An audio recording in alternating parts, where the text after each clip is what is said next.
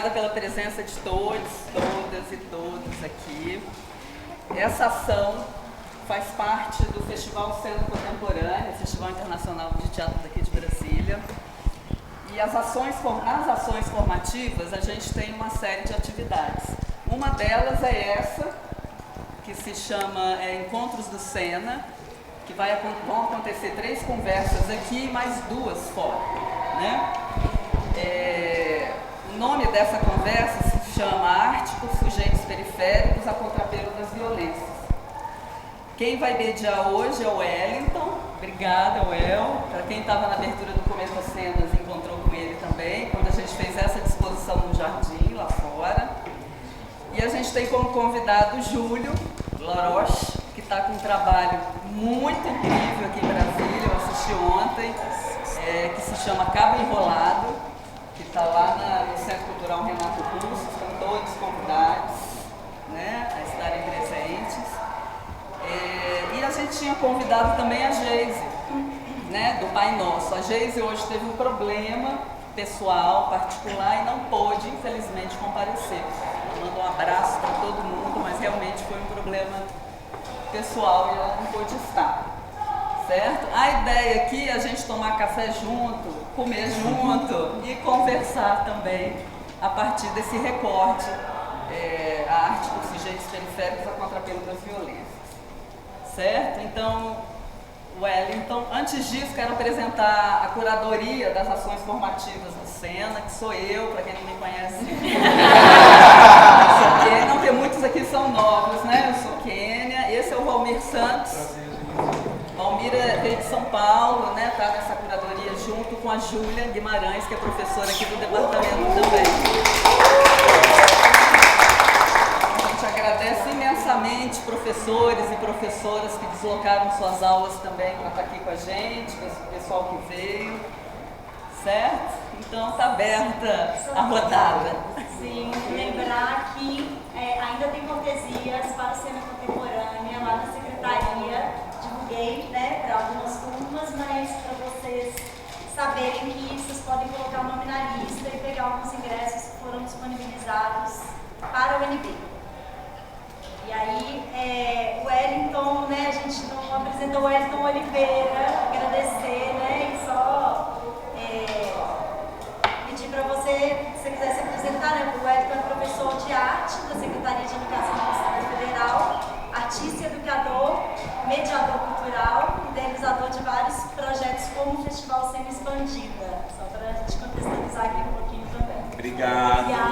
Obrigada, Júlio, por ter topado.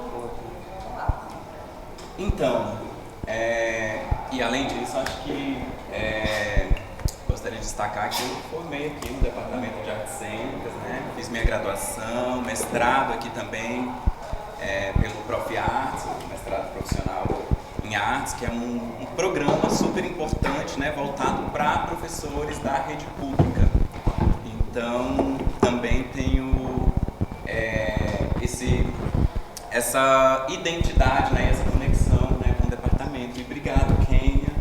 Muito bonito, muito incrível ver tanta gente, né, nessa conversa. E eu acho que é um tema que para mim é muito importante, porque também se relaciona com a minha pesquisa, com a minha trajetória enquanto artista, enquanto professor e enquanto pesquisador. Tenho uma pesquisa, um trabalho, né, voltado para o campo do teatro em comunidades e também trabalho um pouco nessa interface teatro, comunidade, território, e acho que de alguma maneira também se relaciona aí com a trajetória do Júlio, com o trabalho que ele está trazendo aqui para o Cena Contemporânea. Então, agradecer, né, primeiramente, e vou apresentar o Júlio, o currículo formal, né, porque eu acho que tem outros, né, os currículos ocultos acho que dizem muito mais do que isso, assim, a trajetória, né. Mas vou apresentar. Então, Júlio Loroche, formado na Escola de Artes Dramáticas da USP, EAD, Escola Livre de Teatro de Santo André, curso de interpretação com Luciana Canon e Nara Marques, estudo aprofundado de técnica Meisner, criador, diretor e intérprete do espetáculo Cabo Enrolado. Seus trabalhos mais recentes são longa-metragem A Mãe, os curtas Nuance Avestruz e Meia Idade. E a segunda temporada de Pico da Neblina, série do canal HBO. É isso, Júlio? Mais alguma apresentação, alguma coisa que você gostaria de falar sobre você? Queria agradecer todo mundo, agradecer o Senna, porque realmente uma recepção super massa. Enfim, os meninos estão aqui, não deixa eu mentir, a gente está sendo super bem recebido, foi muito gostoso fazer ontem. Eu acho que da minha formação mais importante para a gente também entender o percurso eu comecei a fazer teatro num programa que chama Vocacional, que é um programa de iniciação artística dentro da periferia paulistana, que também vem num esteio grande de outros programas de iniciação artística que ocuparam as periferias na tentativa de estabelecer uma relação de alteridade com a violência local. Então, sei lá, em 90 o Capão era o bairro mais perigoso do mundo, isso foi manchete em todos os lugares, e a partir, depois de uns anos, a cidade começou a investir em políticas de iniciação artística nas periferias, e o Vocacional vem um pouco depois, na segunda geração do que era esse programa.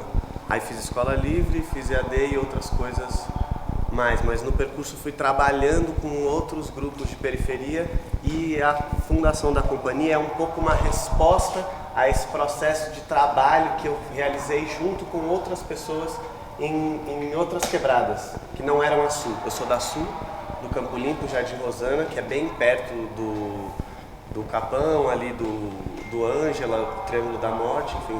E aí fiz um deslocamento grande para outros territórios. Nesses outros territórios encontrei outros grupos de quebrada e vi como o trabalho se desenvolvia, e alguma coisa fez com que eu achasse que era necessário fundar um outro trabalho sobre o diálogo com a periferia. E aí a Graxa e o Cabo são a primeira semente disso. Alguém aqui assistiu o espetáculo ontem? Só aproveitando, né? Quem não assistiu ontem ainda tem hoje. 19 horas? Hoje é o derradeira. 19 horas, gente, assistam. Acho que é um espetáculo que vale muito a pena.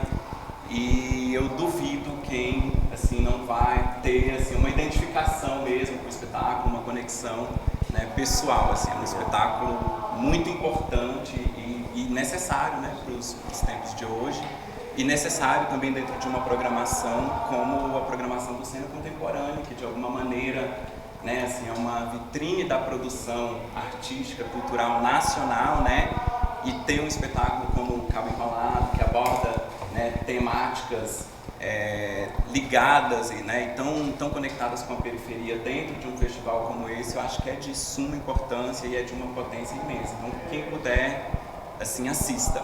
E aproveitando, né, o tema da nossa conversa hoje é arte por sujeitos periféricos a contrapelo das violências. Vi ontem, né, o espetáculo Cabo Enrolado, fiquei assim, profundamente impactado. E falar desse tema para mim, como eu já disse, é um tema assim, muito caro, né, que de fato tem muito a ver com a minha identidade mesmo. E eu acho que falar de periferia hoje é necessário também a gente afirmar esse lugar de identidade, esse lugar de pertencimento, né, quando você fala da sua experiência e da sua trajetória no teatro vocacional. Acho que de alguma maneira já identifica de onde você está falando, né, de onde você parte. Então acho que o lugar de onde a gente fala, né, esse ponto de partida da fala, do olhar, acho que ele é muito importante para a gente falar sobre a periferia que por muito tempo, né, tiveram as suas narrativas dominadas por um pensamento hegemônico, né, e um pensamento hegemônico que sempre olhava para a periferia, que sempre olhava para a favela a partir de um paradigma específico, né, o paradigma da ausência, né?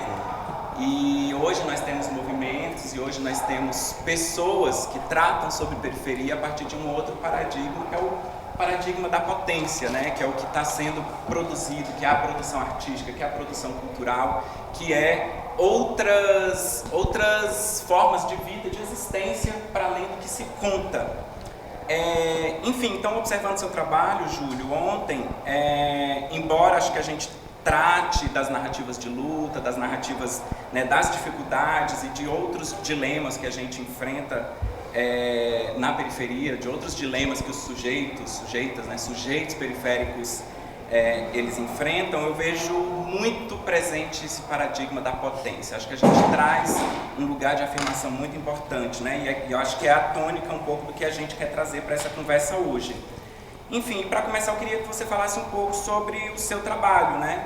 Principalmente do Cabo Enrolado. Como se deu esse processo de criação? Como que esse trabalho surgiu? O que te moveu para chegar até esse trabalho? Vou dar um spoiler da peça, né? Não tem muito como. Mas eu acho que tem um pouco disso que você falou, assim, né? Tem uma relação específica no processo de criação com uma pessoa que passou por uma pessoa que se entende como um sujeito periférico. Eu estava trabalhando com esses grupos e percebi que, em alguma medida, em São Paulo, a gente brigou muito pelas políticas públicas de pesquisa teatral. Isso rendeu para a cidade um espaço muito frutífero de criação. Então, um grupo que consegue se estabelecer com R$500 mil para trabalhar 2 anos em 10 pessoas, move e produz uma coisa nova na cidade, reestrutura as coisas. Se são 10 grupos, isso rebaliza tudo e isso redimensionou as artes cênicas na cidade de maneira muito incisiva.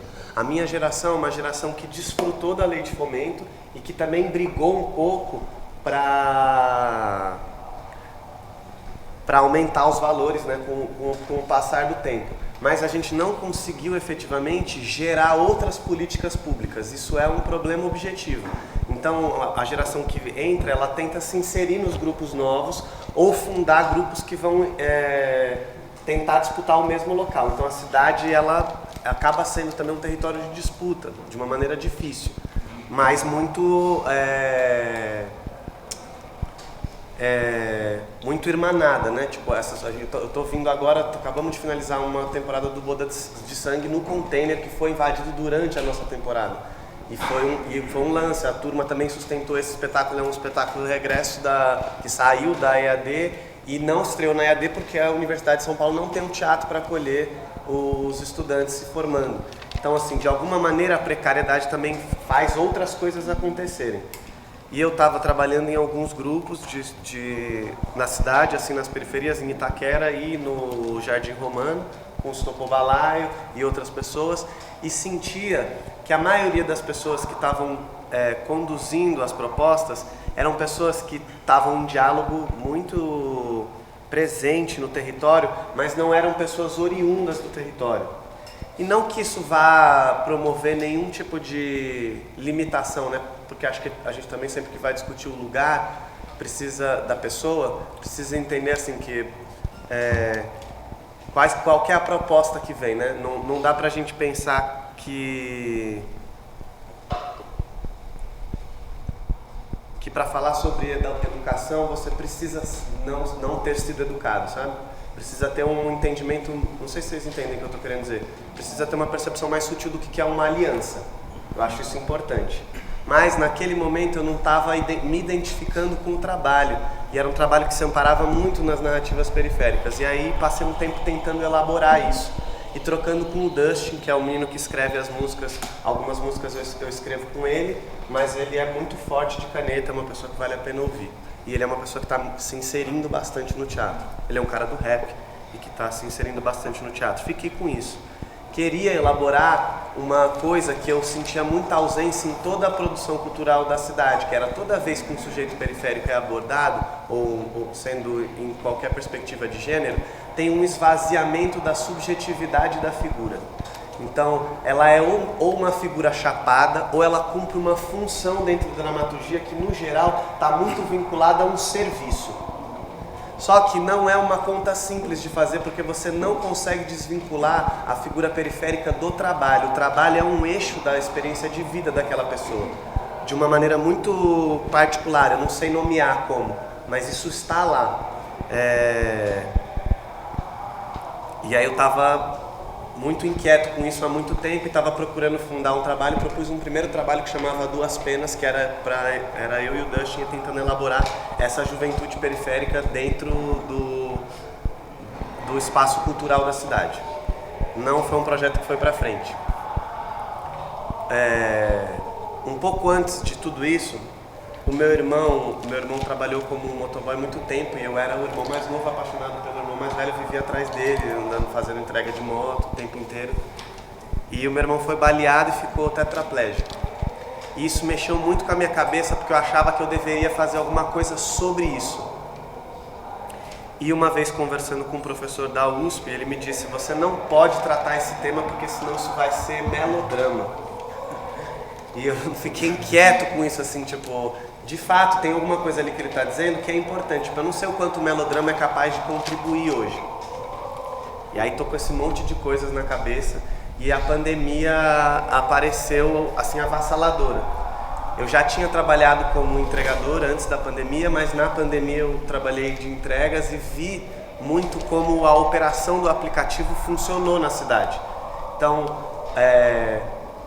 fiquei um tempo computando isso, como o trabalho estava se reorganizando.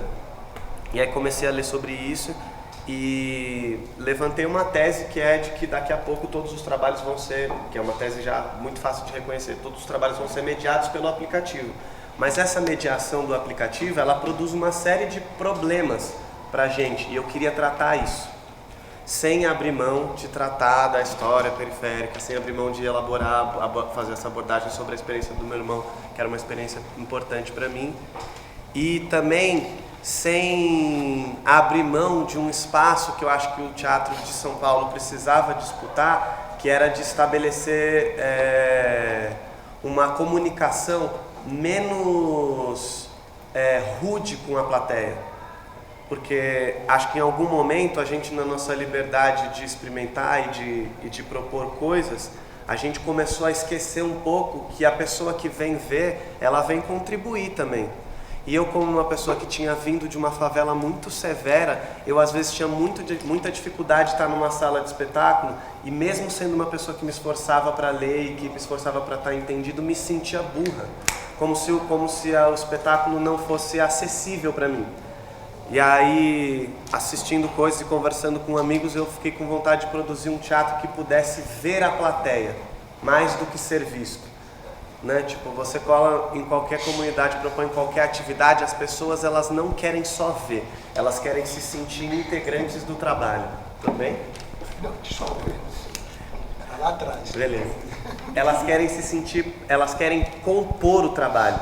E isso não é só uma vontade individual, isso é parte de como uma quebrada se organiza.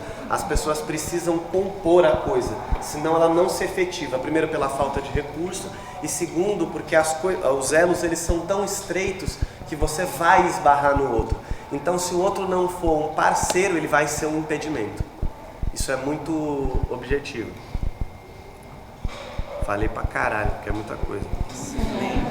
Mas eu acho que a primeira coisa era enfrentar essas duas coisas. Uma, poder produzir uma personagem periférica que tivesse não só intelectualidade, que pudesse elaborar o discurso a partir de uma perspectiva acadêmica, ou que pudesse flertar com a ideia de entendimento complexo da linguagem, mas que não abrisse mão do diálogo direto com uma pessoa que fosse de favela, que a pessoa visse e ela dissesse: eu sei do que isso está falando, eu posso não compreender o arco maior das coisas, o significado de uma palavra, mas aquele elemento, ele é íntimo para mim. Então, o que organizou tudo foi entender que o que forma um povo não é uma aparência. O que forma um povo é uma capacidade de imaginar a mesma coisa. Então, os judeus, eles estão em várias partes do mundo, eles têm fenótipos diferentes e eles são um povo, porque eles são capazes de imaginar uma mesma coisa. O candomblé é aqui, como é na Bahia, é distinto. Mas uma pessoa que é um orixá, ela entende, ela é capaz de imaginar ou de perceber um conjunto de coisas que é muito semelhante. E eu apostei de que o povo de periferia, ele é um povo. Existe um povo organizado em qualquer periferia do mundo. Na época que eu estava criando o Cabo, eu estava muito próximo de uma amiga que tinha vindo da França e trabalhava lá em ocupações, em territórios de instabilidade, e cheguei a dialogar com algumas pessoas de lá que eram entregadores e assim, os problemas são os mesmos, né? Às vezes o próprio fato de você poder acessar o trabalho é uma espécie de vitória, porque a perspectiva de vida é tão distante da instituição que essa proximidade já é uma conquista. Enfim, entender que isso também acontecia lá, também acontecia em outras partes do mundo, ver como os aplicativos estão reorganizando todo o trabalho no planeta, fortaleceu muito a ideia do Cabo, e o espetáculo que talvez vocês vejam hoje, ele não tem tanto disso mais, a gente enxugou bastante o discurso, mas ele tentava acionar essa ideia global, pensar o aplicativo como uma nova revolução industrial, vamos dizer assim, é uma coisa que rebaliza o trabalho. Mas eu não queria fazer isso só indo lá atacar o aplicativo como se ele não fosse nada, porque o aplicativo também me tirou do desemprego, tirou o meu irmão do desemprego, tirou muitos parceiros meus que não tinha por onde. Então assim, como lidar com esse conjunto de contradições? Isso era uma coisa. A outra coisa era apresentar a chegada lá, porque às vezes a gente vê a figura periférica ou qualquer figura dissidente e ela vem do agora, ou de um passado mítico, né? E aí fica difícil às vezes de você dar complexidade, porque você afasta a zona de constrição da peça mesmo. Então, era importante tratar sobre essas coisas.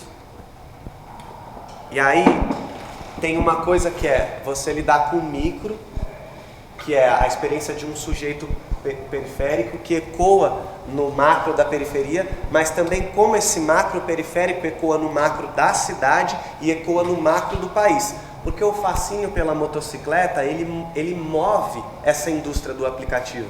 Porque um favelado, ele não senta numa motocicleta para trabalhar, ele senta para se sentir alguém, para se sentir uma pessoa. Ele deixa de ser, o Galo fala isso num podcast, ele fala, o humano deixa de ser um qualquer e ele vira o Gui da 150.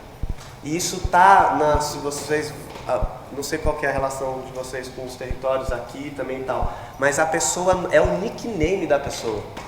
Isso é como a pessoa precisa, e isso tem um valor. Não dá para jogar isso na conta do consumo. Isso também é uma maneira de existir, eu estava interessado em abordar isso. E aí, para poder tocar esses pontos, o percurso foi de poder narrar a experiência de uma pessoa se relacionando com esse tipo de inserção no mercado de trabalho, porque é uma inserção, é uma formação que acontece, e tentando não isentar essas outras camadas superiores. Então, existe uma indústria automobilística que lucra milhões com esse fascínio pela motocicleta. Os aplicativos também estão fazendo isso, as linhas de crédito também estão fazendo isso. Então, como que a gente faz? Porque a pessoa produz o trabalho, ela custeia o trabalho e o dinheiro não corre no local, entende?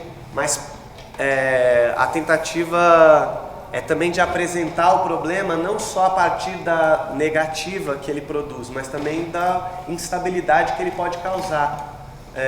Então, tipo, você vai para um baile funk, tem muitos problemas lá, objetivos, a dependência química, a instabilidade, a falta de identidade, o consumo, a própria ostentação, que é uma discussão tipo, já batida e desdobrada 30 vezes. Mas você vai dizer que aquilo ali não é um fenômeno da cidade? Tipo, qualquer festa de favela é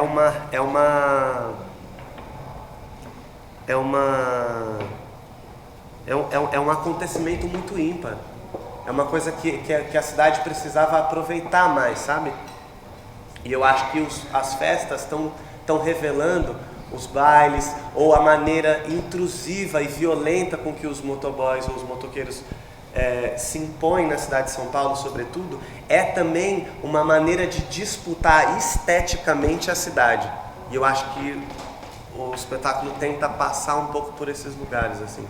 Eu fui falando aleatoriamente, não sei o que chega aí. Precisava saber também o que interessa vocês saber.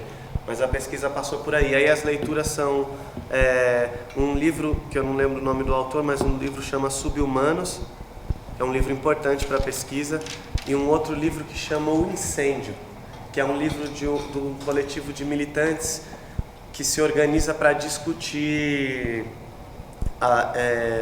política social a partir do movimento das Jornadas de Junho. que é uma galera de classe média que estava na USP, na FAO, nos lugares e se reorganiza a partir do Passe Livre. Eles são fundantes do Passe Livre e também vão tentar discutir política pública de uma outra maneira, porque realmente a coisa tomou proporção. Lá eles têm uma discussão muito específica do que é o aplicativo, e isso se desdobra em muitas camadas, assim. É bem difuso, assim, mas acho que para a gente entender também que eu também, e acho que a gente produzindo lá, a gente não está sentado num lugar e dizendo, por mais que o espetáculo tenha certa estabilidade, a gente não está dizendo, eu sei o que é isso aqui. A gente está dizendo assim, isso aqui é uma poética da vivência, de alguma maneira a gente passou por essa experiência e a gente quer junto aqui reviver esse fenômeno e complexificar ele aqui e agora. Então a própria apresentação, não só contar a história, mas a própria apresentação em si, ela tem um valor no contato com o público que vem no dia, o público intervém, ele entra em cena, ele age. Então tem esse desejo de estabelecer essa relação sociocultural com a atividade histórica da cidade, do sujeito periférico, mas tem também um desejo de estar ali. A gente está aqui agora junto e vai acontecer uma coisa nossa. Pode não ser tão boa às vezes. E tá tudo bem, né? Tipo, é sobre... Se deixar, gente, eu vou ficando assim. Alguém tem alguma pergunta? Gostaria de... Alguém, gente? Ninguém? Olha, eu vou seguir perguntando. Minha cabeça tá aqui fervendo. Tem um monte de pergunta para fazer, mas não vou usar meu espaço de poder aqui também para monopolizar a conversa. Então, assim, podem se sentir à vontade. Mesmo quem não viu. Eu sou o Douglas Oliveira, né? Sou estudante de arte cênica, entrei aqui em 2020, né? Com a pandemia. Então já entrei naquela carga da ansiedade de entrar para formar academicamente e a decepção de ter o primeiro semestre cancelado, né? Então, eu sou morador de Santa Maria, que é uma periferia aqui do sul do Brasil, né? E a região sul ali é uma região que está muito próximo do Goiás, né? Então, apesar de eu morar ali, tem várias chácaras, fazendas ao lado, né? Então é normal a gente estar sentado na parada e ter uns boi passando, a fazenda que está do outro lado da rua. E a gente tem uma cultura muito forte aqui, pelo menos da Santa, que é a Pata de Rio, né? Da Santa Teatro da Santinha, da Teatro da Escada e outras periferias também tem várias batalhas de rap. E pelos movimentos que eu estou vendo atualmente, demora um pouco eles considerarem aquilo como cultura, sabe? Apesar de ser uma questão muito forte, uma questão que a gente sabe que é cultura, a pessoa que faz rap, que faz hip hop, sabe que é cultura, mas se identificar como, até pelo ingresso à faculdade, ou falar disso aqui, fica naquela meio, sabe, uma resistência, tipo, eu faço, mas não sei se é valorizado, eu faço, mas não sei se a pessoa conhece. Eu queria saber como é que é a sua visão sobre isso, sobre essa questão que você quis trazer um traço, né? Não assisti a peça, infelizmente, mas pela sua própria palavra, né? Esse traço que você, é uma cultura motocicleta, é o vulgo, é o nickname. Como é que isso para você foi o virada de chave para isso é uma cultura sim? Eu como pessoa, não na peça, eu como pessoa, na minha vida, ou como eu vejo no outro. Você como pessoa?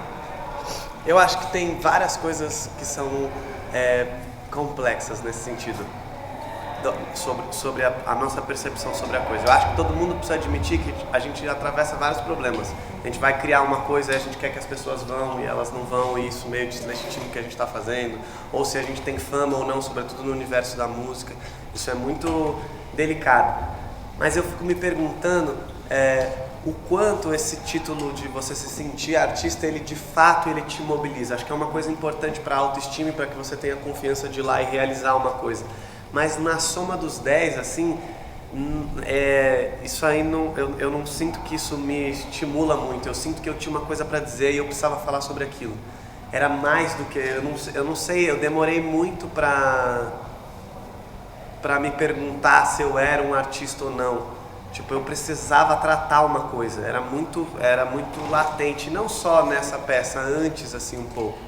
Eu acho que tem uma coisa nisso que você falou, que é as batalhas de rima, os slams, assim, essas coisas que foram dominando o país, de alguma maneira foram pipocando em vários lugares, eles também são uma coisa que a gente tem que tomar cuidado para não tentar trazer a lógica de um outro lugar para esse, sabe? Porque ali já tem uma coisa operando.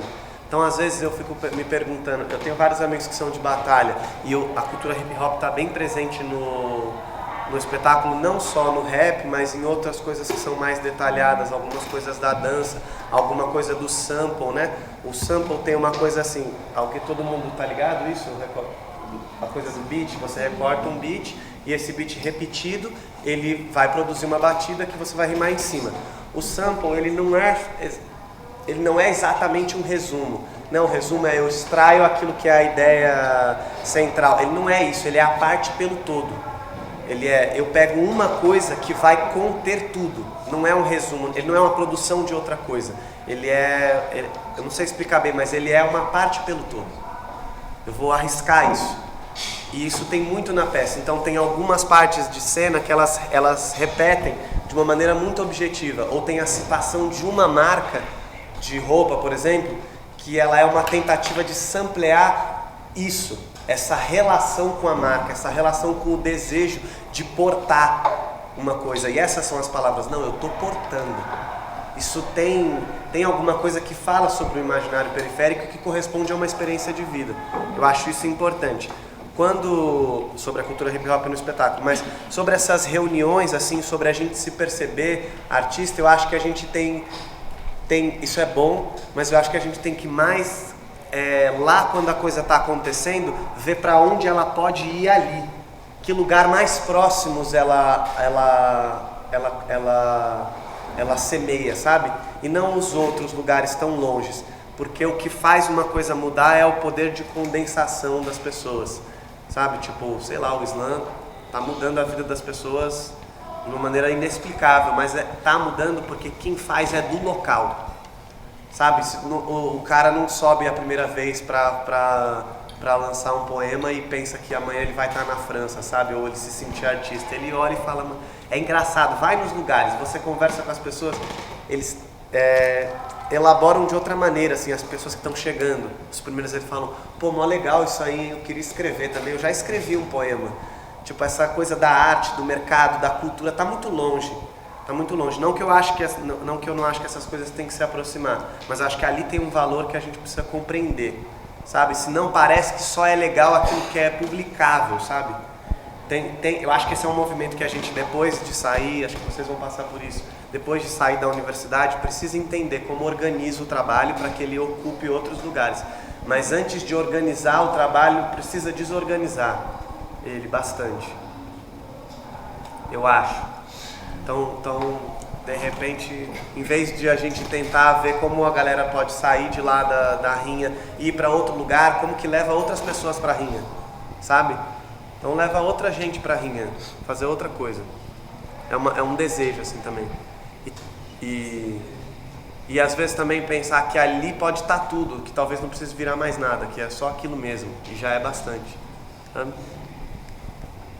Mais alguma pergunta? Macho. Meu nome é Lucas, eu estou no segundo semestre, eu queria fazer uma pergunta sobre esse processo de se entender como artista. Para você, como um jovem periférico, como foi o processo de você se entender profissionalmente, de levar isso para a vida como um artista, em especial um artista teatral?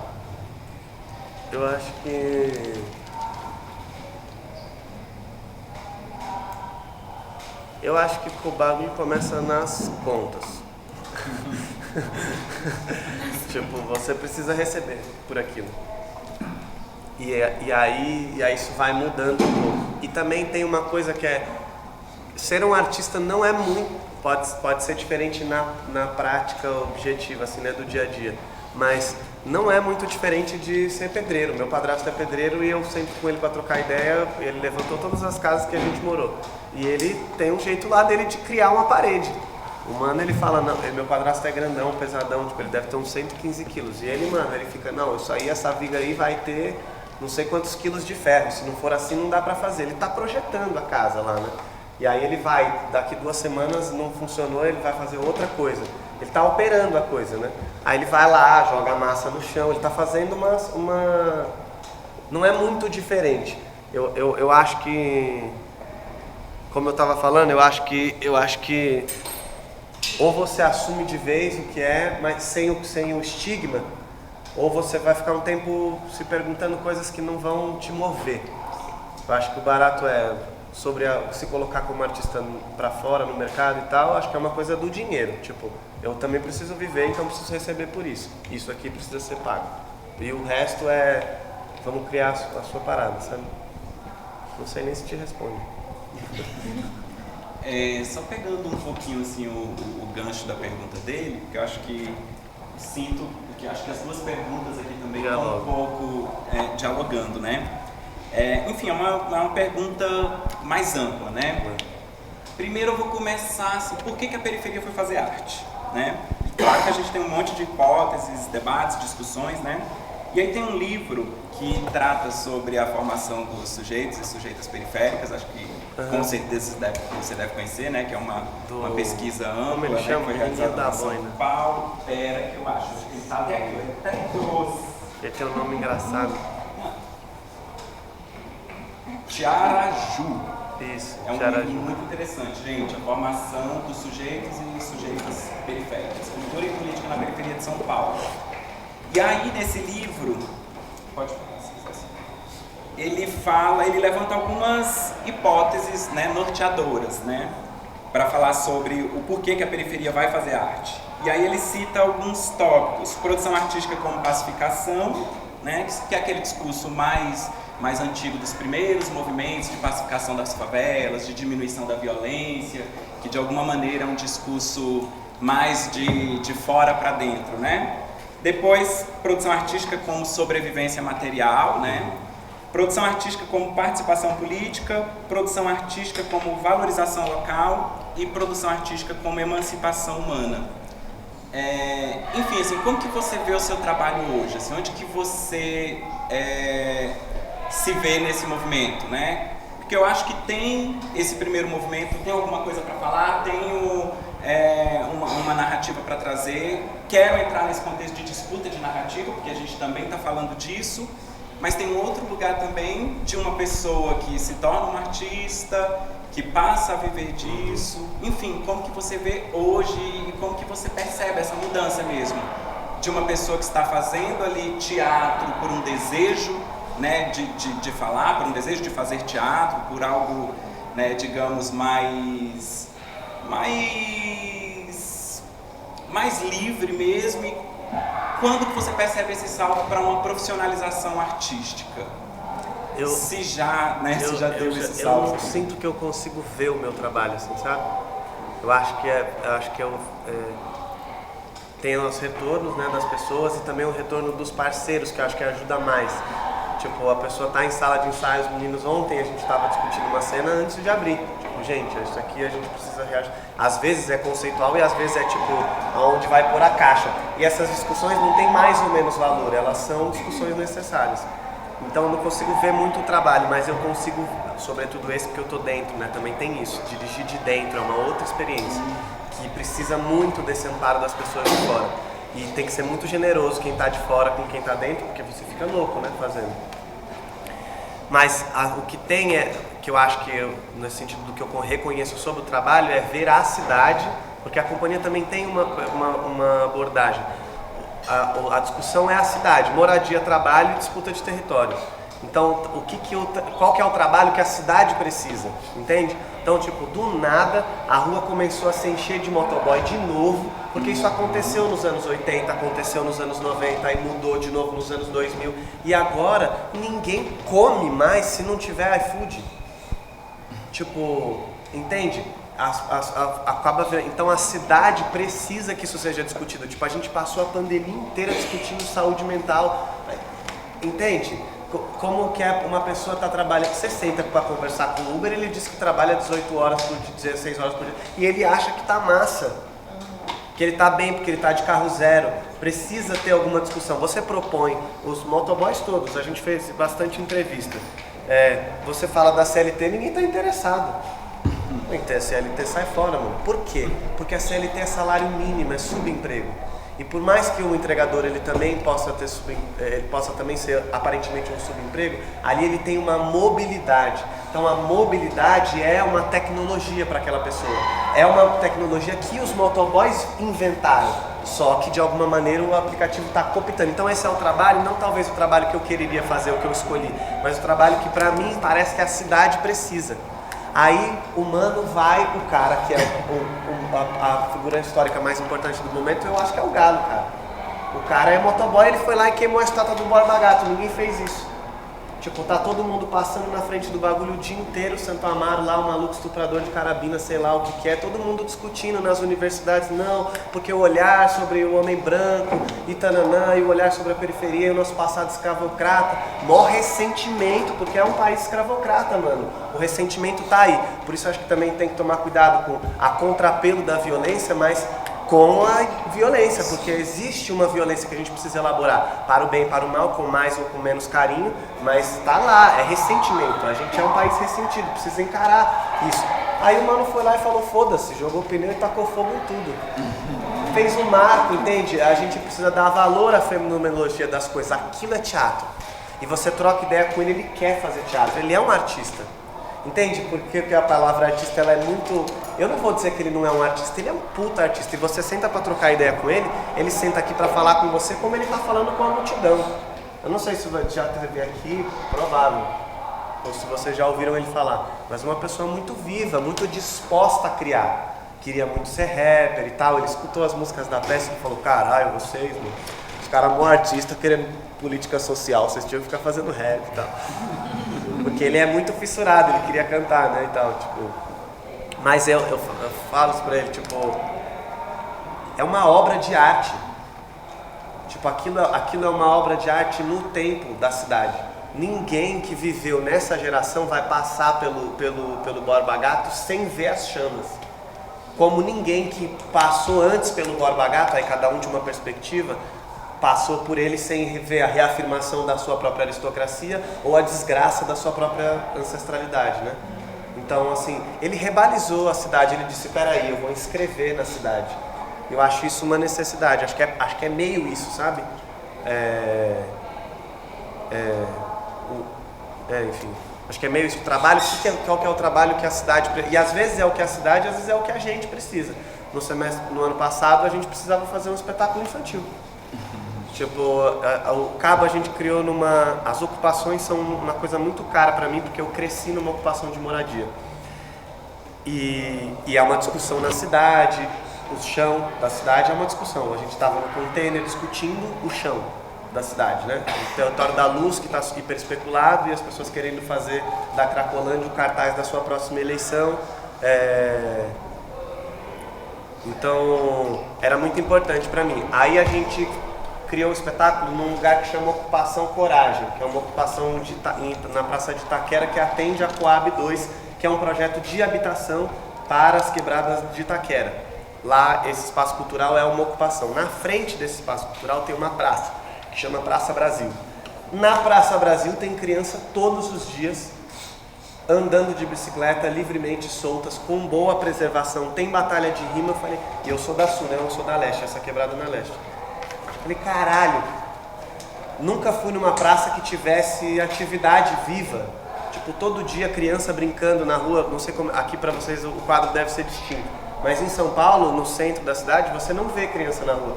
E aí fala, puta, precisamos fazer teatro pra criança, porque aqui tem criança. Aí fomos lá fazer teatro pra criança. Aí onde que acha? As coisas elas vão se aglutinando um pouco pela necessidade, um pouco pelo acaso. Uma pessoa do processo tinha lido um texto de um mano que chama Ondiak, que é um angolano. É uma trilogia que chama História Sem Luz Elétrica. Esses recursos públicos, eles são um problema em toda a periferia. Agora menos, mas era bem forte na periferia que eu cresci. E nesse texto eles discutem o que as crianças fazem quando a luz acaba. Pronto, achando. Porque quando a luz acaba você fica sem muitos recursos, mas aí é que nasce a inventividade. Também tem uma coisa lá no texto do Ondiak que é o disparador da história é uma criança que vai escrever uma história para um concurso nacional de histórias. Então ela tem que contar uma história. O que é que faz o imaginário de um povo? Uma história. Uma história comum. né? Então, tipo, dizer para as crianças aqui, então, como que seria para você inventar a sua história? É também a tentativa de elaborar o país que a gente quer escrever, né? O país que a gente quer imaginar. Tá difícil, né? Imaginar um país junto, muitas coisas. Aí a pergunta agora para o próximo processo, eu queria destrinchar o cabo em outras criações que a gente estava nominando como enxame, que é a tentativa de estabelecer a coletividade mais intensa na cena. Mas não sei mais se a discussão do trabalho é uma discussão que é necessária para a cidade agora. Acho que a gente está procurando outras coisas. Então vamos entender agora o que é. Eu tenho uma pergunta. Eu ainda não assisti Cabo lá, antes de tudo. Prazer, eu sou a Bárbara, sou estudante aqui de arte cênica, de licenciatura. Estou no 10º semestre. E aí eu... 10º semestre? 10º, nem existe. Vamos lá. E aí eu não assisti o espetáculo ainda, né? Vou assistir hoje, já coloquei meu nome lá na lista. E aí eu queria saber se vocês tiveram a oportunidade de apresentar o espetáculo para essa galera, né? Tipo, e aí eu queria saber como foi a receptividade também, como foi esse diálogo, se houve, né? Eu imagino que sim. E eu queria saber como foi essa recepção, justamente pelo que você trouxe um pouco antes, que eu me identifiquei bastante, né? Sendo uma pessoa também que veio de periferia, sou de Planaltina, que é um entorno, cidade mais antiga aqui do DF. Então, me identifiquei bastante com isso, de ir ao teatro, assistir uma parada e falar, meu Deus, eu não entendo isso. Eu estou na universidade tem 4, 5 anos e eu não estou entendendo isso, né? Então, entender também esse ponto de um trabalho bom, um trabalho que é entendido, um trabalho que chega no público que mora no Lago Sul, enfim, que isso não é questão também de dizer que é mais inteligente ou não, mas um público, um espetáculo que atinge uma pessoa que mora em Planaltina. Enfim, queria entender todas essas relações, sabe? E para uma obra que eu acredito, assim, que eu não assisti ainda, mas eu vi, eu intuí que seria muito boa, e agora a gente está numa conversa aqui falando sobre várias coisas que eu me identifiquei. Então, queria saber dessa relação. Como... Essa relação... Então, deixa eu reelaborar, porque eu fui indo para vários caminhos, porque para mim também é difícil fazer essa pergunta. Mas a relação de fazer um trabalho que seja recebido por vários tipos de público e que seja uma obra, que seja uma coisa boa, que também não perca em poesia, não perca em forma, mas que atinja todos os tipos de público. A gente fez a peça, eu mandei um VAI, que é um projeto de fomento à iniciação, à cultura autônoma na periferia. É um programa, um edital. Esse edital foi aprovado e todas as apresentações primeiras eram para ser feitas na Zona Leste, nessa ocupação cultural Coragem, e circular pela Zona Leste. Então a gente fez os teatros, então a gente fez 12, a gente abriu para a Quebrada e fizemos só para essas pessoas, no começo. Primeira coisa que me assustou foi que as crianças viam. Tipo, eu achava que eu estava fazendo um espetáculo um pouco mais adulto. E rapidamente, assim, nas primeiras aberturas, tinha uns moleques na praça, assim, tipo 12, 13 anos, e eles foram ver e curtiram muito. Isso foi uma, que eu acho massa. A segunda foi que, quando a gente foi pro Flávio Império, que é um teatro muito massa, na periferia também, mas que tinha uma estrutura já na circulação, a gente recebeu um EJA. E começou a ter umas coisas assim que era... A peça tem pequenas coisas, tipo, o jeito que a pessoa grita, tananã, tananã, na janela, ou uma marca de uma roupa, ou um tipo de coisa com alimentação, por exemplo, ou um horário, ou um problema que as pessoas se identificam. E aí você vê que a pessoa, ela é tão intensa a identificação que ela comenta assim, com a pessoa do lado. E isso é massa, porque de alguma maneira acho que tem umas liturgias do teatro que são esse lugar da polidez ou do silêncio, ou, sabe? Que eu acho que às vezes é importante, mas às vezes não contribui. E o público periférico não é um público que tem fetiche wagneriano, de ficar ali imerso e ter uma catarse sozinho. Isso ele faz em casa na novela com uma pessoa da classe média, inclusive. Ele vai lá, ela se sente Odete Reutemann, vou chegar todo mundo na minha casa agora. Tá ótimo, e se resolve lá. No teatro não, no teatro essa pessoa ela quer se sentir ali, ela quer ver ela quer que você veja que ela tá vendo. E eu acho isso uma troca justa, uma troca boa, uma troca gostosa de ter. Então isso foi a primeira recepção. Só que a gente não queria fazer só na periferia, porque fazer só na periferia não paga. Então a gente queria ganhar dinheiro. Aí fazer nos outros lugares tem um problema que é tudo aquilo que era de mais substancial não bate, porque a pessoa não entende. Ela não entende a linguagem. Não só que ela não tem inteligência, porque acho que depois eu queria entrar nisso. Não é só porque ela não tem a inteligência, mas porque aquela palavra não tem um valor afexivo para ela. Não é uma palavra que reverbera naquela pessoa, entende? Então, tipo, é que agora fica difícil falar, mas assim, hoje em dia, sei lá, também tem esses problemas do tempo, né?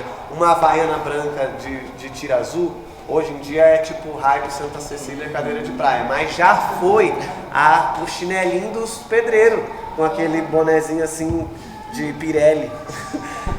E isso tem um valor afetivo para aquela pessoa. Ela vai se sentindo em casa, ou se sentindo num território familiar, que é essa sensação imaginativa que eu estou dizendo, que é a impressão de um povo. É uma coisa que te parece familiar, que te diz respeito, que você sente um contato primeiro. E aquela pessoa não tem relação nenhuma com aquele chinelo. Ou, sei lá, uma coisa distante. Ou com pequenos gestos de serviço que estão na peça, com pequenas relações, assim, de... É difícil falar sem vocês terem visto. E sem eu ter visto também. Eu nunca vi. Mas tem esse desencontro. Aí quando a gente foi pro território, tipo, fazer no Sesc, nos lugares, tem esse pequeno ajuste, né? E tem uma coisa que é abrir mão, assim. Tem gente que vai fluir de um jeito, tem gente que vai fluir de outro. A gente procura, e eu sou uma pessoa muito apegada a isso, procuro me esforçar para que todo mundo possa fluir a peça de algum lugar. Porque eu também vivi, tipo, a vida inteira com pessoas de quebrada e com sofrimento, mas também encontrei na minha trajetória pessoas de alta classe que foram muito massa, que foram parceiros. E aí tive também que baixar a bola também e entender que sofrimento é sofrimento. Tipo, eu dormi na caixa d'água a minha primeira infância, em cima da caixa d'água. E a outra pessoa perdeu o pai. Teve uma doença, outra é celíaco. Tipo, sofrimento é sofrimento independente de CEP. Né? Você sofre, então ser mais generoso também. E às vezes também quando a gente vai falar sobre coisas de quebrada, parece que a gente só acha que só a gente sofre. Não, vamos com calma também. Aí sobre entender, porque eu falei várias vezes essa palavra, né, entender. Porque a pessoa entender. Eu não acho um problema não entender, acho mó bom não entender. Quando é uma experiência de potência, quando você não entende e se sente positivado. Eu acho ruim não entender quando a gente fica nessa briga. Eu sou burro. Porque eu isso eu acho negativo.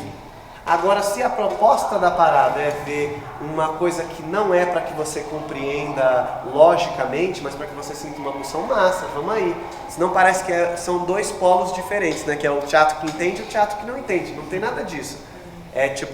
Às vezes as pessoas querendo fazer teatro que entende, mas que só ela entende. Aí fica difícil. Mas sei lá, tipo, a Kênia tá aqui, eu já vi várias coisas da Kênia que tem muita pulsão, que não são essas pulsão legível. Já tive em cena com provocação, aquilo é do caralho, mano. Aquilo é do caralho, tem que viver aquilo com as 10, assim. É muito importante, senão parece que a gente fica dizendo que a legibilidade é tudo. E não é um moleque acelerando a 150 por hora numa avenida, fazendo a moto fazer barulho, é o quê? Ele passar do lado da polícia e botar os dois pés no banco e ficar... Isso é o quê? O que é isso? Não é uma coisa que é legível, é uma coisa inominável. Então esse cuidado do entendimento, né? Que às vezes é sobre uma coisa tátil e às vezes não. É isso. O que mais você falou? É isso. Não, eu acho que foi respondido assim da sua forma. Da forma. É isso do entender, né? Também. Eu acho que foi respondido, sim. Eu não sei se chegou aonde eu acho que quando eu fiz a pergunta, eu acho que eu pensaria que chegaria. Mas eu entendi por outro revel, então. Que era o quê? Chegaria o quê? Não sei. Vamos lá. O que eu penso? Às vezes eu sinto que quando uma pessoa... E aí, quando eu tava fazendo a pergunta, eu também pensei na Kênia, porque a Kênia faz umas coisas muito transformadas mesmo, e a gente assiste e chega aquela exuberância de você não entender, mas uma forma, uma perna, um pé, um dedo, não sei. E aí, às vezes, eu sinto que tem pessoas que querem fazer uma peça que seja entendível nesse entender ou não entender, mas que acaba perdendo pela forma, se tornando uma coisa pobre, porque acha que a pessoa que vai assistir, ela precisa que aquilo seja muito ilustrado para ela entender. Também. Então, acho que era isso, assim, como não perder nessa forma, mas também se fazer entendido. Eu acho que era mais ou menos isso. Não, eu concordo super. Mas acho também que é muito difícil fazer teatro mesmo. E que às vezes quando a gente vê, a gente tem que olhar e falar assim, porra, tentou, hein? Tentou. E também tem uma coisa que é assim, tipo, sei lá, ela propõe umas coisas mais abertas, muito doidas, imagens que estão muito vinculadas ao corpo. Mas quase todo mundo é meio neurotípico, né? Neurotípico que fala? Neurótico. Você fica procurando uma justificativa para a coisa. Então a pessoa esticou a mão, aí você fala, não, vai esticar a mão porque ela vai pegar alguma coisa, mas ela esticou a mão para trás. Então não vai. E essas coisas que estão acontecendo na nossa cabeça, elas produzem coisas no nosso corpo e ela está jogando com isso. Então tem uma camada de abertura, mas também tem ali uma afinação sensível do que é saber que a gente é doente por entender as coisas. E essa doença também é um brinquedo, né? Você vai mexendo com a mente da pessoa. É o clássico, todo mundo aqui já viu isso. O ator ia fazer uma coisa, ele para, e você fica, meu Deus. E aí você ri, e o riso é isso. É você não consegue lidar com a informação, aí você não resolve, você ri. Não tem isso, as cócegas são isso, né? Você toca numa região que o seu corpo não tem sensibilidade para entender de onde o toque está vindo. E aí você ri porque o neurônio confunde. É isso biologicamente mesmo. Tem um pouco isso assim das coisas de cena. Às vezes você ri porque você não está entendendo. Né? Acho que a Kay tem um trabalho que as pessoas ficam rindo, né? Chama riso. São 40 minutos, o elenco inteiro rindo sem parar. Kay Sawal. Tipo, cara, isso aí é muito precioso, assim. Até pra gente voltar a viver um pouco, porque você ficar rindo assim também é um bagulho muito doido, né? Sozinho, rindo da repetição. Aí do nada a galera. Isso é valioso também, sabe? Porque às vezes é isso. Tem um professor que fala muito isso, ele fala sobre tudo, né? Ele fala, não basta ser. Porque quando a gente entrou na USP tinha muito isso. A minha turma, por exemplo, era a turma mais dizia que era a turma mais racializada dos últimos anos, que a EAD tinha visto. Não é verdade, a turma dos Crespos era uma turma bem preta também. E aí, só que ninguém conseguia elaborar. Tipo, ninguém conseguia elaborar, então a gente foi montar o Capitua e também ninguém conseguia elaborar. Aí ninguém conseguia elaborar a dimensão da negritude na cena de uma maneira positiva. Então o que era violência, aí é violento, não pode ser violento porque é reprodução. O que é de boa, aí não é de boa demais, não está tratando o tema. Então ninguém conseguia elaborar. E aí ele virou e falou assim, minha gente, também tem que descer do pedestal e entender que não basta ser, precisa ser capaz de fazer. Precisa ser capaz de baixar a bola, você não nasce com o título da coisa e vai lá, precisa galgar, isso produz outras coisas, sabe? E aí a gente tem que ser generosão, porque a gente é ruim também, a gente não consegue muitas vezes.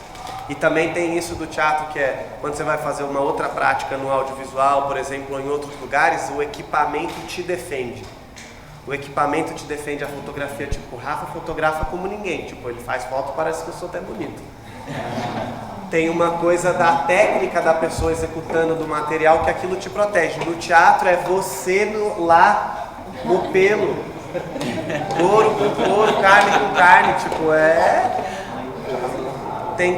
tem essas camadas também, sabe? Porque senão a gente vai, porque os discursos eles são rapidamente cooptados, sabe? Precisa dar atenção a isso. Não acho que a gente viveu uma revolução muito boa agora. Não dá pra achar que isso basta, sabe? Eu acho, né? Também não sou a melhor pessoa pra falar, mas não dá pra achar que isso basta, não dá pra achar que tá ganho, tipo, que do nada a Globo virou o maior canal de comunicação alternativo e que, entende? Tem alguma coisa ali que tá estranho, né? Então a gente vai ter que disputar esses espaços imaginativos mesmo. Não só esteticamente, mas também o nosso poder de ação nos lugares. Gente, olha Só para aqui. pegar o gancho dessa. Fico muito curioso, você passou pela EAD, pela Escola de Santo André, que são lugares muito poderosos de formação. E aí depois você falou que ainda, além disso, ainda passou pela escola vocacional. Assim, fala um pouquinho desses espaços e dessas experiências, assim. Só traumas. Você formou, tá? Só traumas. Então, risco de Não, muito. Tem uma cadeia de coisas, né? Tipo, eu comecei no programa vocacional e eu não sabia o que era. Eu tava, tipo, a ponto de começar a roubar. Eu já tava fazendo umas fitinhas no bairro, assim. E aí não tava dando bom e eu fui pro céu. O céu é por isso que é muito louco isso. A gente precisa ter dimensão, sobretudo quando a gente vai problematizar uma instituição, da dimensão das coisas, assim, tipo uma universidade ou qualquer coisa. O céu é uma instituição que nasce, que foi construída nas periferias, que é uma instituição de educação com outros pontos de cultura. O céu é criado, na maioria das vezes em São Paulo, em zonas de desova de corpo, que eram terrenos baldios. Os caras arrancou o mato, arrancou os córregos, corpo, jogou um equipamento de educação enorme, gigante, com teatro, com piscina, com... Então, é uma coisa... Isso é revolução também, porque senão parece que os equipamentos, eles são todos dogmáticos, e não é. Aquilo ali é uma coisa... Então, eles fizeram um céu na minha quebrada. Isso é uma coisa que estava lá. E aí eu me apaixonei por uma menininha e uma vez eu tava lá na sala de ensaio porque ela cismou de fazer um negócio, eu fui também. Ela odiou e eu amei, falei, tô em casa, é aqui.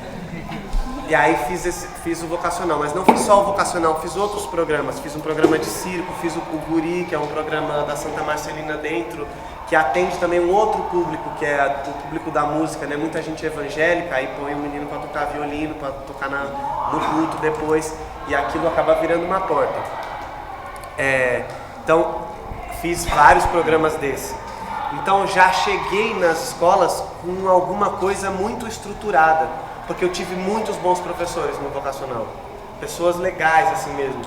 E aí, tipo, já tinha algumas coisas, mas eu queria ficar bom ator para voltar pro Campo Limpo e fazer teatro lá. Aí a Escola Livre. Uma puta escola, um puta centro de formação, cheio de problemas também, problemas estruturais, assim, sabe? Mas cheio de também muita gente lutando pra sustentar o espaço. A minha turma toda a formação foi mista. Tipo, a minha turma chamava F16. Eles já, que é por número de formação, né? A gente entrou e já era um baita problema porque era todo mundo cabeçudo e tinha os rituais, né? A gente fazia uns ritual lá, era assim, franco, o bagulho era sério. Era sincero mesmo. E a minha turma cheia de gente cabeçuda, ninguém queria, tipo, todo mundo ficou problematizando os rituais, assim, isso, não sei o quê. Então chegou toda uma turma difícil, mas entramos, fizemos bem. Tinha uma professora, que eu amo ela até fez preparação de corpo para esse infantil que a gente montou, que é a Cuca Bolaf. Chegava todo mundo, vou fazer teatro, eu vou falar muito, eu vou propor a minha ideia, nananã. A primeira aula ela fala, cala a boca e faz. Era só isso. Ela falou, mas é que eu imaginei. Ela falou, ok, guarda pra você, depois você faz uma peça. E isso de cara parecia muito rude, mas ao mesmo tempo muito amoroso, porque ela tem um trato maternal. Em 4 meses, todos os corpos eram outros. Todos. Tipo, tinha estrutura física, a gente fazia Hatha Yoga e coisas de comédia dell'arte, princípio de máscara neutra e tal, que era uma coisa que a minha turma, a Linda Quebrada era da minha turma, a Aline que morou na minha casa, só tinha gente revoltos. E tipo, e todo mundo passou pelo processo na maior apaixonado. Aí tinha essa coisa que a gente voltava pra casa discutindo, a Aline tava lendo, que ela lia o História da Sexualidade do Foucault, assim, a gente roubava na livraria e ela lia todos, tipo, 14 livros, e aí voltava pra casa, mas a neutralidade não existe, não sei. Chegava na hora da aula, todo mundo de touquinha, bonitinho, tipo, pronto pra balar, com a roupinha de balé. Então, tipo, também tem essas contradições, assim, né, do processo formativo, que existe uma coisa ali que eu quero combater, mas eu não posso combater se eu não me apropriar. Apropriar no melhor sentido, fazer com que aquilo possa fazer parte de mim, para que eu opine construindo. Acho que vocês, que eu não sei como tá aqui, nem sei, mas eu acho que isso é uma coisa importante de considerar. Aí, o que aconteceu? A gente fez o 2º ano com a Cris Lozano, E o terceiro ano, aí no final do segundo ano, lá são 3 anos, no final do segundo ano, eles queriam fechar a escola. E a minha turma era muito mobilizada politicamente e a gente começou a brigar pela escola e a briga foi escalando. A gente tinha fóruns, isso aqui era um fórum, 150 pessoas, até mais, assim, numa roda grande, discutindo o banheiro.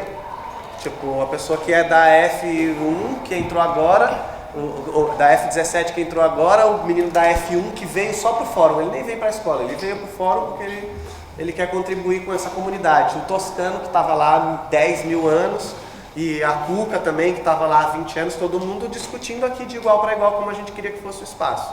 Isso era uma coisa muito importante de acontecer, cheia de problemas, né? Como todo mundo deve imaginar.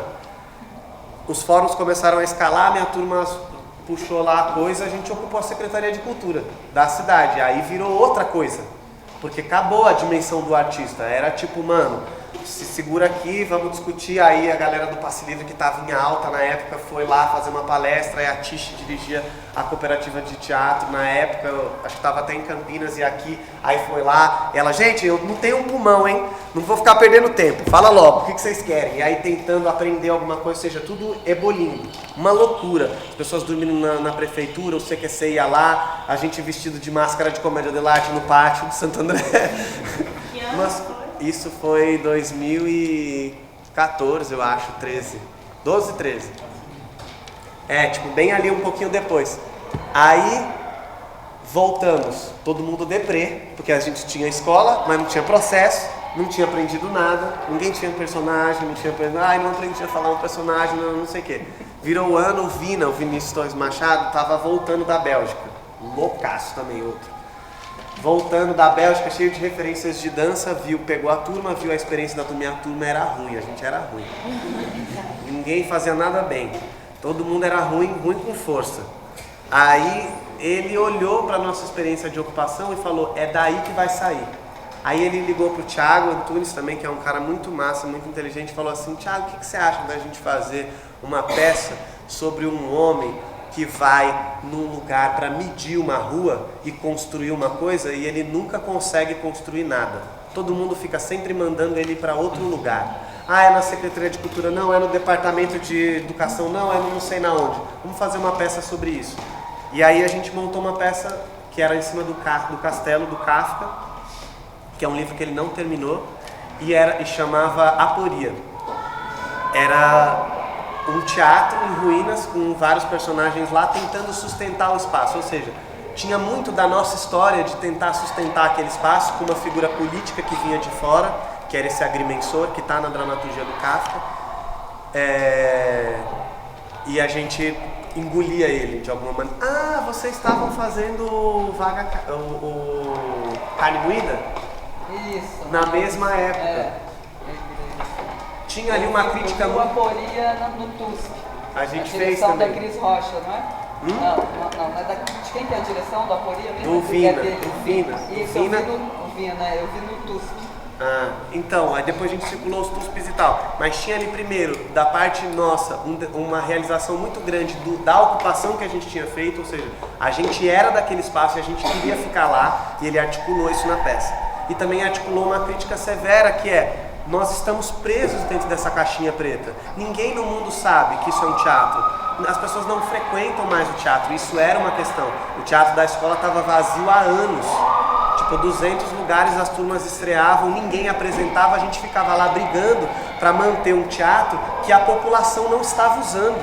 Esse era um problema da época, acho que depois da pandemia a gente está mudando. Ou seja, os processos de formação, eles também definem um pouco como você vai trilhar a sua trajetória, assim, um pouco. Então, acho que faz parte também escolher e olhar o que você está vivendo. É que às vezes a gente acha que a gente escolhe, né? Mas faz parte também do processo olhar os temas que estão aí e poder se entregar para eles, porque às vezes são eles que... É isso que eu estava falando com ele que estava aqui, sobre a rinha e a rinha de rima.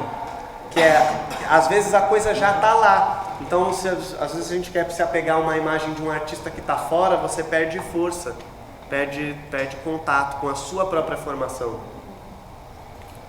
E aí depois a EAD, outro processo, né? Que aí outros traumas e também outros problemas. A EAD, a Escola Livre, são escolas que elas também são fruto da pesquisa dos artistas que trabalham lá. Isso é muito bom, mas eu não sei se é só isso que a gente quer mais. Eu acho que as pessoas que entram em formação, elas também estão procurando novas coisas. Eu sou difícil no processo de formação, trago problemas para os professores. No primeiro dia de aula que eu tive na EAD, a gente teve um debate que chamava a formação do ator contemporâneo. E as pessoas só falaram da pesquisa pessoal delas. Eu falei, gente, vocês não falaram aluno, aprendiz, nenhuma vez. Como que está o processo pedagógico aí, se o processo pedagógico é a sua pesquisa pessoal? Eu acho que é importante que o formador possa empregar a pesquisa dele no trabalho, isso é essencial, mas também é importante que tenha uma cadeia pedagógica, assim, tipo, essas são 2 escolas que têm 4 anos e não oferecem um diploma de graduação. Isso faz falta no meu trabalho hoje, institucional, tipo, eu não tenho graduação porque eu tenho muita dificuldade com o espaço institucional, com a grafia, mesmo escrevendo, é uma coisa das nossas crenças limitantes mesmo, de entendimento, é difícil. E aí eu me pergunto hoje, tipo, 8 anos de formação, eu poderia agora estar aplicando uma pós-graduação, um mestrado, ou me arriscando em um outro lugar que poderiam me render, inclusive, um subsídio mais interessante, como artista e como cidadão. Mas isso está faltando, então talvez seja a hora de discutir sobre isso, sabe? Será que as formações livres, elas estão tão... Porque a carga horária é forte, tipo, você ir para um lugar e ficar todo dia 4 horas numa sala de ensaio coletivo, entregar corpo, suor, intelectualidade, e não sair de lá com uma graduação, você sai meio rendido, né? Você sai meio rendido. Então, são coisas que precisam mediar, porque também ninguém quer um professor que não esteja interessado na própria matéria, um professor que não emergiu naquilo, que aquela pesquisa não fale com ele, ninguém quer. Porque essa pessoa ela não vai estar feliz, ela não vai fazer um bom trabalho. Então, o que medir, assim, acho que formação tem um pouco isso, assim, um pouco de catar, eu estava com o Dinho, ele dirigiu esse espetáculo, e aí ele falou, todo mundo entrava na EAD, mas eu já estava no Vento Forte, tipo, 20 anos de Vento Forte, ele formou, você assiste as peças e você vê, aquilo é formação, a gente tem esse calo na profissão que é, tipo, a nossa profissão é uma profissão de ofício, você só aprende fazendo. É como o ourives, assim, você pode dizer, angule a joia a 45 graus à esquerda para que você obtenha o efeito. Se você não pegar e você ir lá ralar, você não vai entender a dimensão de pressão e cada material, é isso. E aí é a infelicidade de a gente trabalhar com teatro que não é tão formal, né, que ele tem uma dimensão ensaística, e todo tema é um teatro novo que você faz. A bicicleta é um espetáculo infantil, a bicicleta que tinha bigodes. A bicicleta é um espetáculo de uma linguagem e o Cabo Enrolado é um outro espetáculo de outra linguagem. Tipo, são em teatros diferentes. A Cris Lozano tinha um exercício que eu acho muito bom. Era o primeiro exercício que abriu o ano. Ela falava, esse é o meu teatro. A pessoa vinha e trazia uma cena. Eu acho que toda vez que você faz um processo, precisa ter essa disponibilidade de olhar e falar assim, esse é o teatro que nós vamos fazer agora, para esse processo, sobre esse tema. O Cabo Enrolado tem essa festividade porque os motoqueiros têm. Porque você senta para trocar ideia com eles e eles falam, pô, CLT é mão massa, né, garantido, mas também foda-se, eu saio de madrugada e vou... Então tem uma quantidade de contradições. A coisa da motocicleta é uma coisa festiva. A dimensão política também está lá, porque quando eles vão... Se tem uma classe que se organizou para militar, foi a classe dos entregadores. Não tem uma reunião nem dos professores, nem dos metroviários. Não tem uma classe que se reuniu para brigar politicamente por si como a dos entregadores. E é uma bola que a gente está comendo, porque eles vão pautar. Eles vão pautar. Está sendo discutido agora uma nova sanção de uma lei que vai definir o trabalhador por veículo de 4 rodas, que eles vão definir primeiro o Uber, que são mais. Então eles estão criando uma categoria de trabalho. Esta categoria de trabalho vai balizar o trabalho para frente.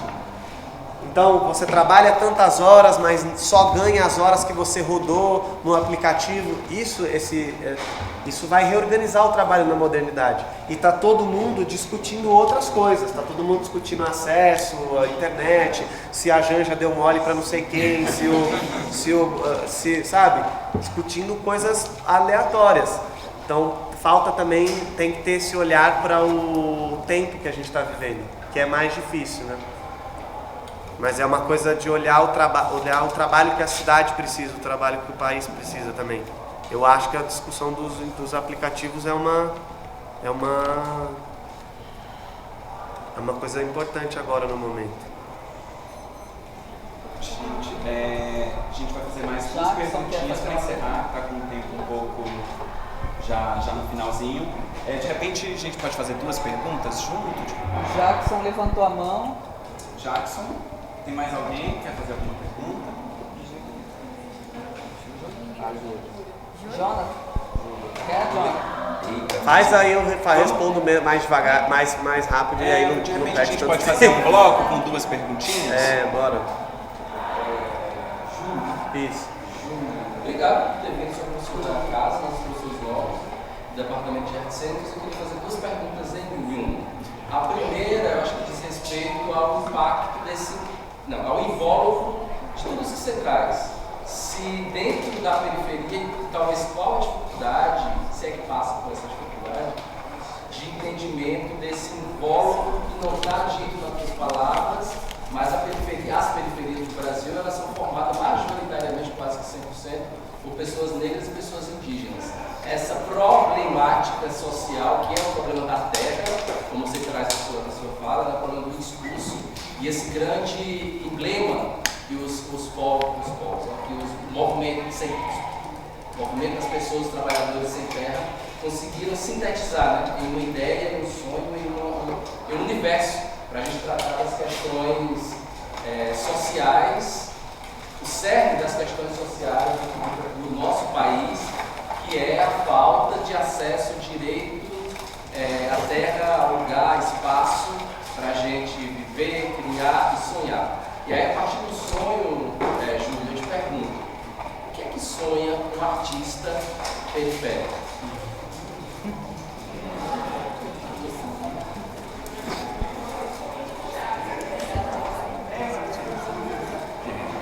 Quer emendando, bora no meu tema. Pode falar um pouquinho mais rápido, Jonathan, por favor? Muitas questões, né, que ficam mas eu queria ouvir um pouquinho mais, porque você fala sobre a tensão que existe entre um processo abarcar a complexidade do que seja essa linguagem mais formal, acadêmica, em um atrito do que seja essa linguagem mais direta, né? E nesse final você traz um pouco também um lugar sobre as crenças limitantes que a gente vai estabelecendo enquanto sujeito. E essas crenças eu acho que todo mundo que vem da periferia, que transita por diversos tipos de espaço, né, que constroem noções muito hegemônicas de narrativa, né, como este, né, que também foi formado aqui alguns anos atrás.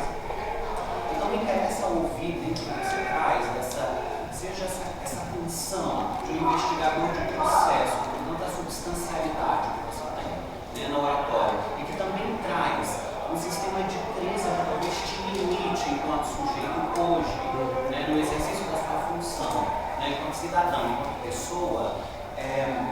Eu queria te ouvir que provocação talvez você se faça enquanto alguém que está vivo hoje.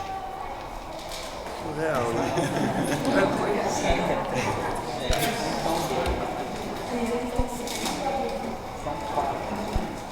Eu vou pensar depois de repetir. Acho que tem uma coisa sobre as pessoas de territórios periféricos serem majoritariamente racializadas.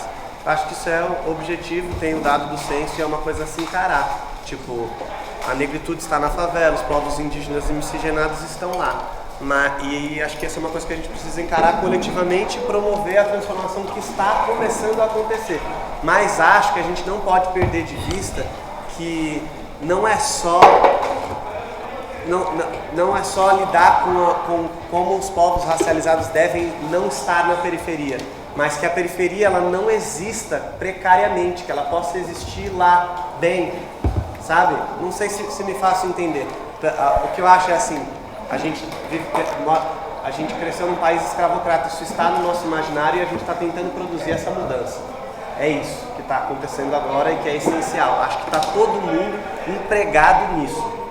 E aí acho que as outras camadas são muito mais extensas, assim, precisa de uma discussão longa, muito específica sobre isso. Mas eu acho que a gente não pode perder de vista que toda a periferia, de maneira geral, independente de onde ela vem, ela possa ter condições básicas de sobrevivência. Que o contato entre povos na periferia ele é um dado. O Capão, por exemplo, que é da onde mais eu posso dizer assim da Sul, é uma região que tem uma migração muito forte paranaense, por conta de um percurso social que foi feito. Então, assim, esses povos, eles estão lá coabitando. Pessoas que são migrantes, que eram do centro de São Paulo, de aquilombamentos mais estruturados e migraram para a periferia, junto com pessoas que vêm de outros estados do país e estão lá convivendo.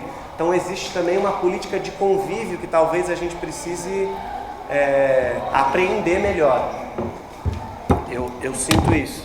E acho que isso dá outra peça. Dá outra peça, dá outra discussão. E acho que é a discussão que a gente quer ter mesmo. Acho que essa é a discussão que a gente quer ter. E o que um artista sonha é não precisar ter essa discussão. Tipo, que isso seja um tema vencido, sabe? Não vai acontecer, é uma coisa que a gente vai precisar galgar na história da humanidade. Mas sonha mesmo é com sala de ensaio, assim, tipo, com condições. Tipo, eu entrei no teatro ontem, a gente estava até conversando com o Tchassa, ai mãe, que é o iluminador da peça, mas o pé direito é mais baixo e tal, não sei o que, como a gente vai fazer aquela cena e tal. E eu olho e falo, cara, isso aqui é mó sonho, assim, sabe? Esse espaço aqui, eu entrei aqui e falei, porra, que lugar bonito, assim, isso aqui é mó sonho. Mesmo que sejam esses pequenos sonhos provisórios, mas vocês não vão ficar aqui muito tempo, vai passar. Mas aí desfruta esse sonho aqui, porque isso aqui é um sonho de alguém. Um sonho de quando vocês iam entrar e tal, mas e sonha com outras coisas também, sonho com pagar bem as pessoas.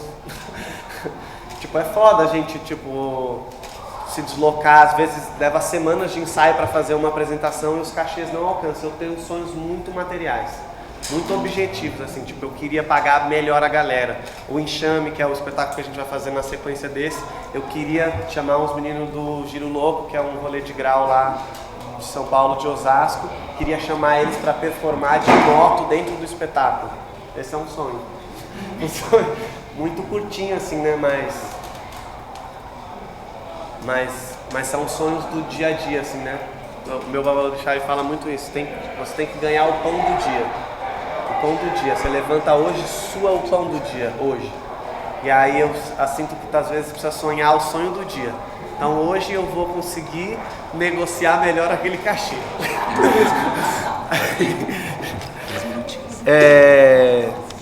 Eu esqueci a sua pergunta, eu escrevi aqui o que da linguagem direta.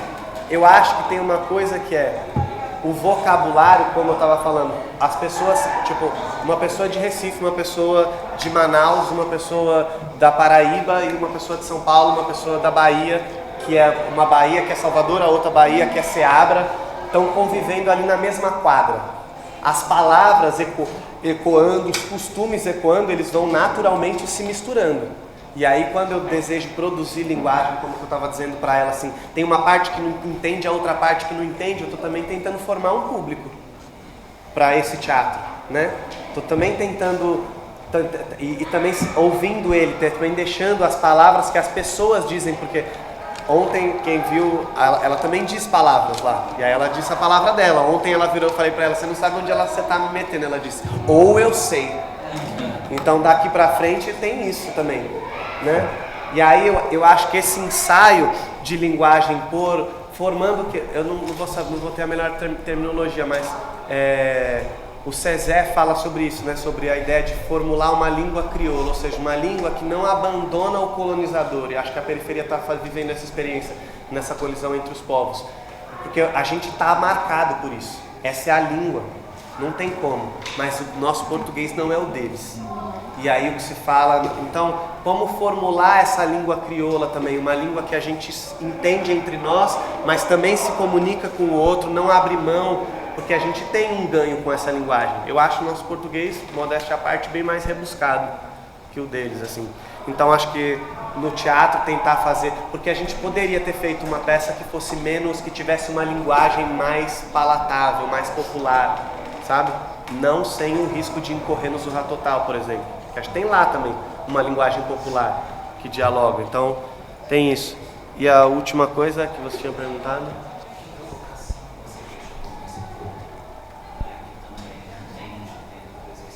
Ah, das minhas próprias crenças limitantes. Ah, é um inferno, né, gente? É um inferno. Ah, eu faço terapia.